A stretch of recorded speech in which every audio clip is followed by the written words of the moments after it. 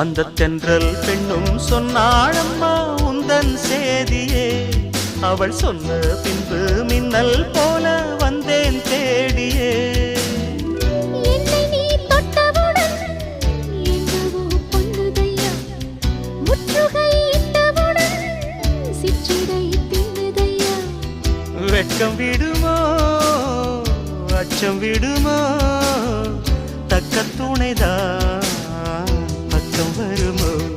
ஒரு சோல குயில் சோடி தன்ன கூடுது கூடுது வந்து, அது நெஞ்சோ தொட்டு நினப்பும் தொட்டு பாடுது பாடுது சிந்து.